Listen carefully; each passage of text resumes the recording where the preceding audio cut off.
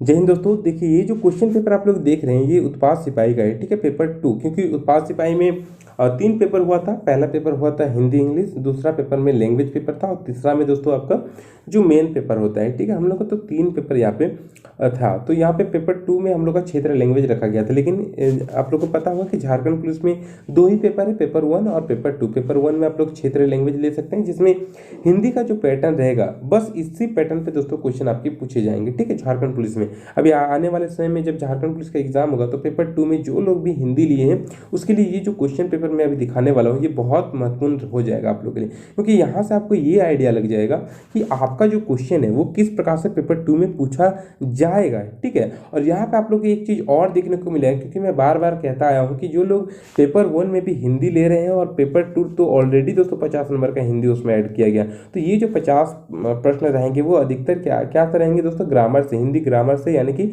व्याकरण से आपको देखने को मिलेगा, ठीक है। और ये जो यहाँ पे आप देखिए जो क्षेत्र लैंग्वेज है जिसमें आप लोग हिंदी लिए हैं उसमें भी 25 प्रश्न आप लोग देखिएगा तो व्याकरण से पूछे गए, यानी दोनों में आपको व्याकरण मिल रहा है। वहाँ पे भी 25 नंबर मिल रहा है, पेपर 1 में भी और पेपर 2 में भी 50 नंबर। तो हिंदी तो बाबू बहुत महत्वपूर्ण हो जा रहा है, इसलिए हिंदी का जो चैप्टर है जो भी उसे एकदम बहुत ही ध्यान से और बारीक तरीके से करिए, ठीक है।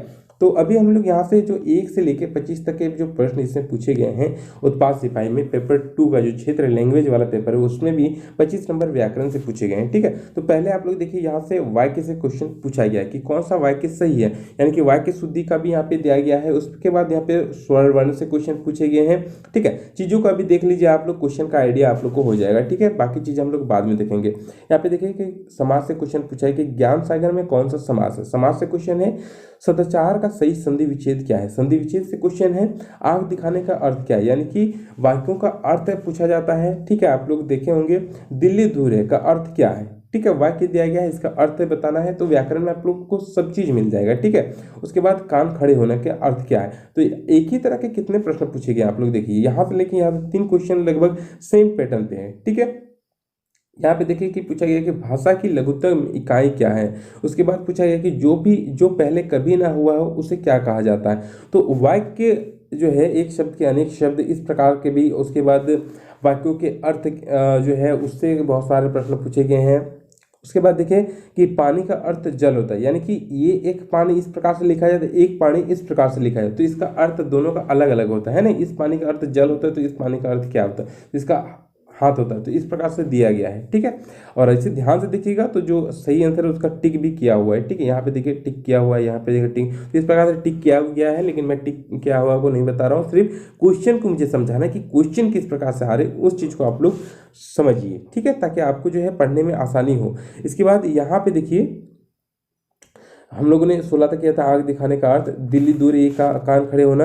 इसके बाद देखिए कि जमीन आसमान एक करना, सेम उसी पैटर्न पे है दोस्तों क्वेश्चन। यहाँ से 16 से देखिएगा तो सेम पैटर्न पे लगभग 3-4 क्वेश्चन सेम पैटर्न पे पूछा है। मैदान मारने का अर्थ क्या है, यानी वाक्यों का अर्थ 5-6 क्वेश्चन एक ही तरीके से पूछा गया। 9-11 होने का अर्थ क्या है, ठीक है।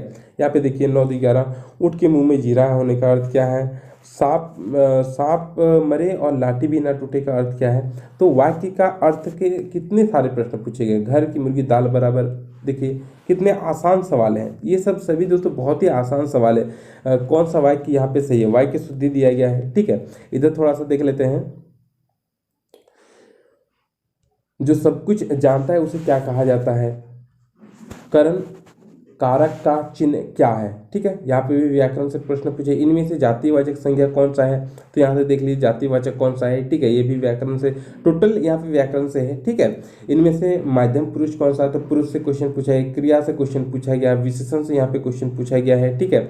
परिमाण वाचक यहाँ पे भी विशेषण से क्वेश्चन पूछा गया है। वाक्य से यहाँ पे वाक्य शुद्धि कौन सा वाक्य जो है सही है वो पूछा गया है। तो मिला जुला के देखें दोस्तों तो लगभग ये जो व्याकरण से यहाँ से ये जो पेपर रहेगा आपका व्याकरण का, ठीक है, पेपर 1 में जो व्याकरण पूछे जाएंगे वो बहुत ही साधारण रहेंगे, ठीक है। अधिकतर तो यहाँ पे देख लीजिए आप लोग की वाक्यों का अर्थ पूछा गया है, ठीक है, कि इस वाक्य का क्या अर्थ है। तो बहुत ही आसान सवाल है, इतने आसान सवाल तो मुझे लगता है सब कोई को आना ही चाहिए, ठीक है। और इधर थोड़ा सा व्याकरण से जो मेन पॉइंट है वहाँ से यहाँ से क्वेश्चन पूछे गए हैं। तो व्याकरण अगर आप लोग अच्छे से करिएगा तो ये 25 क्वेश्चन मुझे लगता है बहुत ही आसानी से। तो वाक्य का अर्थ जो है बहुत ही अच्छे से करिए, क्योंकि यहाँ से बहुत सारे प्रश्न पिछला बार पूछा जा चुका है। अब यहाँ से अगर हम लोग देखते हैं जो 25 प्रश्न यहाँ से आपको देखने को मिलेंगे, ये 25 प्रश्न अधिकतर दोस्तों आपको जो आपका क्षितिज भाग 2 है और कृतिका भाग 2 है वहाँ से आपका क्वेश्चन पूछा गया है, ठीक है। तो यहाँ से आप लोग थोड़ा सा देख लीजिए क्वेश्चन कि किस प्रकार से पूछा गया है। सना सना हाथ जोड़ो, देखिए क्वेश्चन पूछा गया है, उसका लेखक कौन है। मधु कांकरिया का जन्म कहाँ हुआ। देखिए सबसे पहले यहाँ पे एक चीज़ और बता दूँ कि जो कहानी है उस कहानी को किसने लिखा है और वो जो राइटर है उसका जन्मस्थली कहाँ है और वो कहाँ पे जन्म लिए हैं, यानी कि जन्मस्थली के बारे में कब जन्म लिए हैं, ये सभी चीज़ बहुत ज़्यादा महत्वपूर्ण है, ठीक है। क्योंकि यहाँ से बार बार क्वेश्चन पूछा गया है। अभी आप लोग देखिएगा क्वेश्चन को तो बार बार ये चीज़ सभी चीज़ आपको देखने को मिलेगा, ठीक है। पहले तो देखिए मधु कांकरिया का जन्मस्थली पूछ दिया गया है, ठीक है। शिव प्रसाद मिश्र रूढ़ की कृति है, कौन सा यहाँ पे उन्होंने जो है कृति लिखी है, कौन सा कृति उनका है, ठीक है। सना सना हाथ जोड़े में किस राज्य की चर्चा की गई है। यानी ये सभी कहानी अगर आप लोग गौर से पढ़ते हैं तो मुझे नहीं लगता कि क्वेश्चन कोई भी छूटे, क्योंकि बहुत सरल क्वेश्चन है, डायरेक्ट सवाल पूछा गया है, ठीक है। पेपर 1 है तो डायरेक्ट सवाल है, बहुत आसान है, ठीक है। सना सना हाथ जोड़े किस प्रकार की रचना है। एक ही जो है कहानी से 2-3 प्रश्न आपको देखने को मिल जाएंगे। टुन्नू कहाँ मारा गया था। टुन्नू यहाँ से किसी जो है कहानी का पात्र होगा, ठीक है। मैं क्यों लिखता हूँ कि लेखक कौन है। मैं क्यों लिखता हूँ कि लेखक किस विषय के विद्यार्थी थे, ठीक है। मैं क्यों लिखता हूँ कि लेखक को कहाँ जाने का अवसर मिला। यानी कि मैं क्यों लिखता हूँ सही, देखिए 3 क्वेश्चन पूछे गए। तो अगर आप लोग कहानी को सही से पढ़ते हैं मुझे लगता है कि आपका क्वेश्चन नहीं छूटेगा, और जो लोग कहानी को सही से नहीं पढ़ेंगे उनका बाबू क्वेश्चन छूटना एकदम तय है। देखिए कहानी को मैं क्षितिज भाग 2 और कृतिका भाग 2 आप लोग के लिए ले आया हूँ, ठीक है।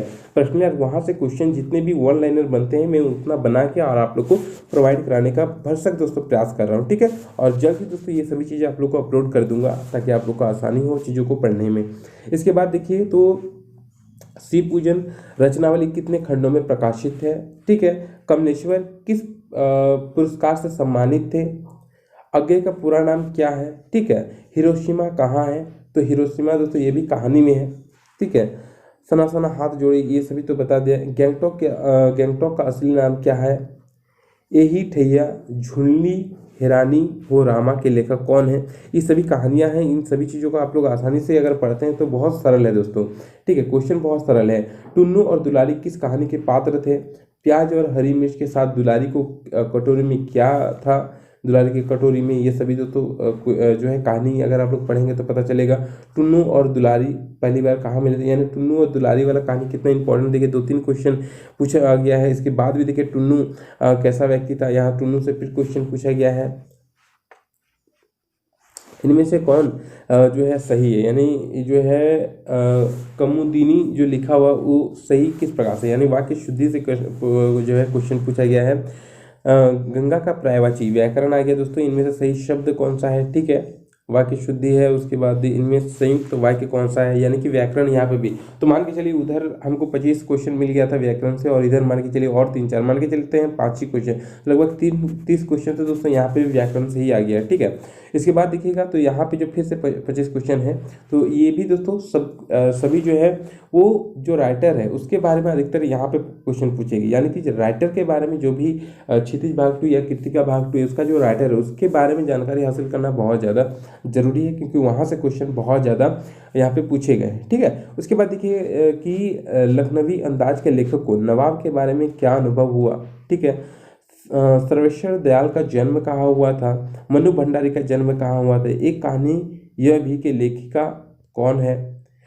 मनु भंडारी का जन्म जो है कहाँ हुआ था। देखिए जन्म स्थली के बारे में कितने क्वेश्चन पूछे गए, आप देखिएगा तो बहुत सारे प्रश्न आपको जन्म स्थली जो राइटर है उसका जन्म कहाँ हुआ था, ये बहुत ही महत्वपूर्ण है क्योंकि ये क्वेश्चन बहुत पूछा गया है। माता का आंचल किस उपन्यास का अंश है। शिव पूजन सहाय का जन्म कहाँ हुआ था। माता का आंचल के लेखक अपनी माँ को क्या कर पुकारते थे। कमलेश्वर का जन्म कहाँ हुआ था। तो कितने सारे प्रश्न पूछे जा रहे हैं। सिर्फ मुझे लगता है कहानी की एक बार पढ़िएगा तो मुझे लगता है ये सभी प्रश्न आपको मिल जाएगा। ठीक है, ठीक है। कहानी के जो लेखक है उनके बारे में सारी डिटेल जो है बुक में दिया गया है, तो आसानी से मिल जाएगा। उसके बाद देखिए किसके लेखक कमलेश्वर है, किसके लिए, इनमें से कौन सा ये जो है जो है उनका ये सभी कहानियाँ जो है लेखक किसने लिखा है, तो पूछा गया कमलेश्वर की कौन सी कहानी है। ठीक है, इसके बाद पूछा गया है यहाँ पे नीचे कि शिवपूजन सहाय को उनकी माता क्या कहकर पुकारते थे। जॉर्ज पंचम की नाक के लेखक कौन है।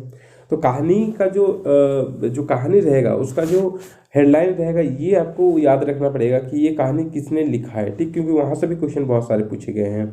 उसके बाद जॉर्ज पंचम की नाक के लेखक का कौन सा रूप देखा जा सकता है। महावीर प्रसाद द्विवेदी का जन्म स्थली कहाँ है। ठीक है, मासिक पत्रिका सरस्वती के संपादक कौन थे। यतीन्द्र मिश्र का जन्म कहाँ हुआ है। देखिए कितने सारे राइटर के बारे में सिर्फ जन्म स्थल ही पूछा गया। मुझे लगता है 10 क्वेश्चन तो सिर्फ जन्म स्थल ही पूछा गया है कि उनका जन्म कहाँ हुआ था, जो भी राइटर दिया गया उनका जन्म कहाँ हुआ था। उसके बाद पूछा गया कि संस्कृति निबंधन के लेखक कौन है। नौबत खाने में इबादत के लेखक कौन है। ये सभी दोस्तों कहानियाँ हैं और इसके कौन कौन लेखक हैं ये पूछा गया है सीधे। कृतिका भाग 2 में कितनी रचनाएं संकलित है, टोटल कितने जो है रचनाएं हैं। कृतिका भाग 2 में सभी रचनाएं विशिष्ट है। माता का आंचल के लेखक कौन है। जॉर्ज पंचम, ये तो महारानी एलिजाबेथ कहाँ की महारानी थी। महारानी एलिजाबेथ की सूट रेशमी कपड़ा कहाँ से मंगवाया गया। तो ये सभी मुझे लगता है महारानी एलिजाबेथ की कहानी से रिलेटेड है। अगर ध्यान से कहानी पढ़िएगा तो आपको सभी चीज़ें पता चलेगी। उसके बाद जॉर्ज पंचम की मूर्ति में क्या कमी रह गई थी। माता का आंचल का लेखक कौन है। तो इस प्रकार से माता का आंचल से भी बहुत सारे क्वेश्चन पूछे गए हैं। और यहाँ पे ये जो लास्ट वाला जो 25 क्वेश्चन है ये सूरदास, कबीरदास, इनके बारे में, जो भी तुलसीदास है उन सभी के बारे में, नागार्जुन। ठीक है, जो आदिकाल के मुझे लगता है कि जो भी कविताएं जिन्होंने लिखी है, जो महान जो लेखक है उनके बारे में दोस्तों यहाँ से क्वेश्चन पूछे गए हैं। सूरदास का जन्म स्थली पूछा गया है। कृष्ण ने मथुरा जाने के बाद गोपियों के पास किसके जरिए संदेश भेजा था। तुलसीदास का जन्म कहाँ हुआ था। तुलसीदास ने रामचरितमानस की रचना किस भाषा में की है। देवदत्त द्विवेदी का जन्म कहाँ हुआ था। गिरजा कुमार माथुर का जन्म कहाँ हुआ था। छाया मत छूना किसकी कविता है। कन्यादान के कवि कौन है। मुझे लगता है कि जो कहानियाँ हैं या फिर जो कविताएं हैं उसका डीप से दोस्तों क्वेश्चन नहीं पूछा गया। जो कविताएं हैं या फिर जो कहानियाँ हैं उसका सिर्फ ऊपर ऊपर से मुझे लगता है कि क्वेश्चन पूछे गए हैं। जो कि ऊपर से क्वेश्चन अगर पूछे जाते हैं तो मुझे लगता है कि बहुत आसान और बहुत सरल क्वेश्चन पूछे गए हैं। अगर डीप से क्वेश्चन पूछा जाता तो मुझे लगता है कि थोड़ा सा आप लोगों के लिए डिफिकल्ट होता कि कहानी के बीच में से क्वेश्चन जो है पूछे गए। लेकिन मुझे लगता है कहानी के सिर्फ ऊपर ऊपर से जितने भी क्वेश्चन वो बना सकते थे सिर्फ कहानी की ऊपरी भागों से दोस्तों क्वेश्चन को बनाया गया है। ठीक है, बहुत ही सरल दोस्तों क्वेश्चन पूछे गए हैं।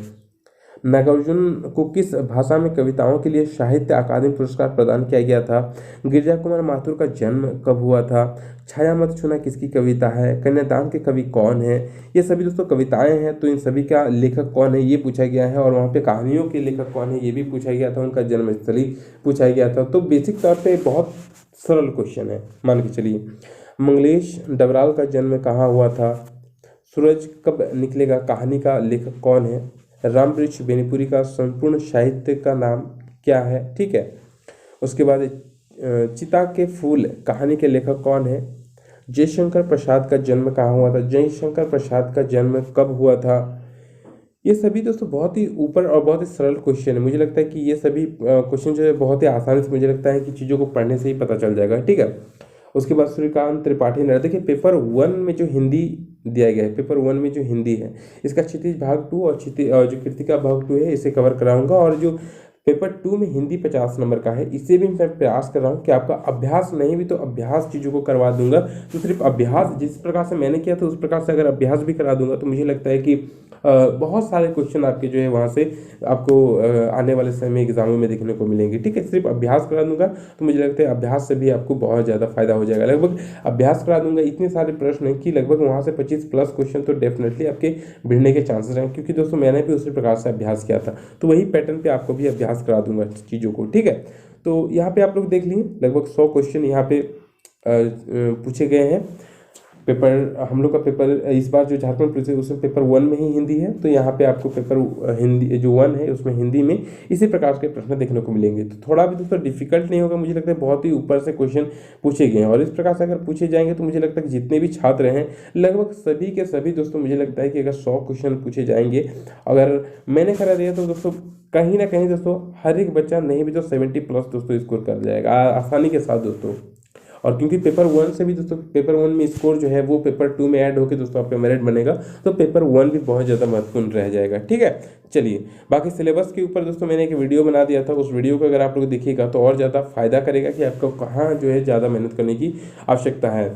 ठीक है, मिलते हैं दोस्तों नेक्स्ट वीडियो में। वीडियो पसंद आएगा तो लाइक कर दीजिएगा और अपने दोस्तों में वीडियो को शेयर जरूर कर दीजिएगा ताकि उनको भी दोस्तों इन सभी चीज़ों के बारे में पता चले। ठीक है, ये दोस्तों मैं सिर्फ क्वेश्चन को इसलिए आपको दिखा दिया ताकि आपको पैटर्न समझ में आए। ठीक है, बहुत महत्वपूर्ण हो जाता है किसी भी एग्जाम की तैयारी करें तो उसका जो प्रीवियस ईयर का प्रश्न पत्र है वो अगर मिल जाए हम लोग को तो बहुत ज़्यादा फायदा होता है, क्वेश्चन का पैटर्न समझ में आ जाता है और क्वेश्चन किस प्रकार से जो है पूछे जाते हैं। ठीक है, देखिए यहाँ पे क्योंकि जेएसएससी ही हम लोग का एग्जाम कंडक्ट कराती है, तो जेएसएससी दोस्तों किस प्रकार से क्वेश्चन पूछती है मैट्रिक लेवल का ही है, तो ये पता हम लोग को चल गया तो चीज़ें आसान हो गई। ठीक है, मिलते हैं नेक्स्ट वीडियो में, फिलहाल इतना ही। जय हिंद, जय भारत।